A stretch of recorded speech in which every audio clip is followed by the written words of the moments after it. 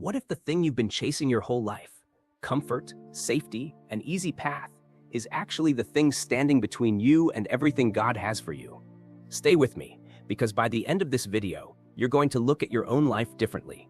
The Bible has a warning about comforts that most Christians have never truly understood, and it's not what you think. Here's the truth nobody tells you in church. Comfort is not evil. God is not against rest, peace, or provision, but there is a counterfeit comfort, one that feels like safety but is actually spiritual sleep. And Scripture warns about it again and again, from the very beginning of the story all the way to the very end of it. Look at the Israelites. God delivered them from real slavery in Egypt. But the moment the wilderness got uncomfortable, what did they say? Would that we had died in the land of Egypt when we sat by the meat pots and ate bread to the full. Think about that for a second. They didn't miss Egypt, they missed comfort.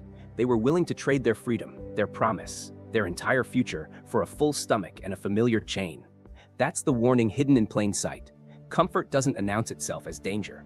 It never kicks the door down, it whispers. The first thing you need to understand is this: comfort numbs discernment.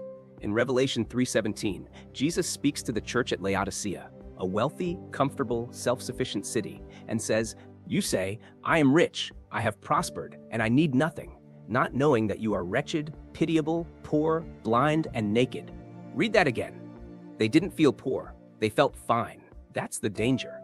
Comfort convinces you that you're okay when you're actually spiritually starving. If you haven't felt convicted, challenged, or stretched in a long time, that's not always a sign of peace. Sometimes it's a sign you've gone numb. Second, comfort keeps you from your calling. Moses spent 40 years comfortable in Midian, far from the burning bush that would call him back to his purpose. Jonah tried to sail toward comfort, away from Nineveh, and ended up in the belly of a fish instead.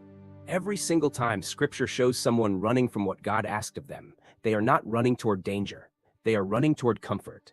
And every single time, God interrupts it. Not because he's cruel, not because he enjoys disrupting your peace, but because comfort was never the plan for your life. Growth was always the plan. Third, and this is the one that quietly costs people everything, comfort disguises itself as wisdom. You tell yourself you're being responsible, cautious, realistic, but sometimes what you're calling wisdom is actually fear wearing a nicer outfit. The servant in Matthew 25 who buried his 1 talent didn't lose it, didn't steal it, didn't waste it recklessly. He just played it safe, and Jesus called him wicked and slothful. Not because he sinned loudly, but because he let comfort talk him out of obedience. Comfort will always sound reasonable, right up until the moment you finally see what it quietly stole from you. Here's the one most people miss completely though. Comfort doesn't just cost you your calling, it costs you your character. Paul writes, "We rejoice in our sufferings, knowing that suffering produces endurance, and endurance produces character, and character produces hope." Notice the order. There is no shortcut through that chain. You cannot skip straight to hope. You cannot manufacture character in a life with no resistance, no friction, no fire.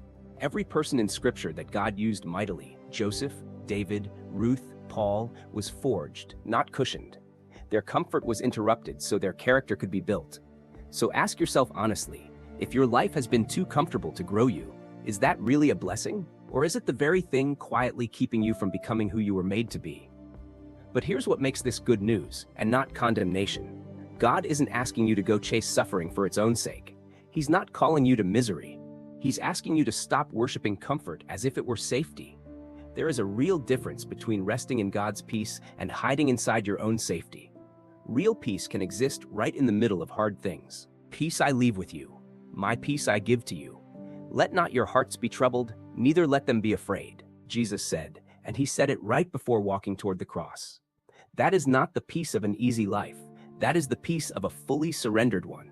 It's a peace that doesn't depend on your circumstances being comfortable at all.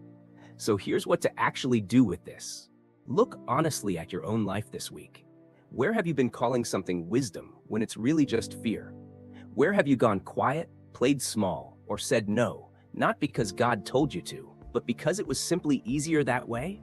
That's your Egypt, that's your Midian, that's the meat pot you keep looking back toward, and God is not condemning you for it. He's calling you out of it, gently but persistently, the same way he called Moses, the same way he called the Israelites, one uncomfortable, faithful step at a time. Comfort isn't your enemy, but worshiping comfort is. Left unchecked, it will cost you your calling, your character, and your closeness with God, all while feeling like peace.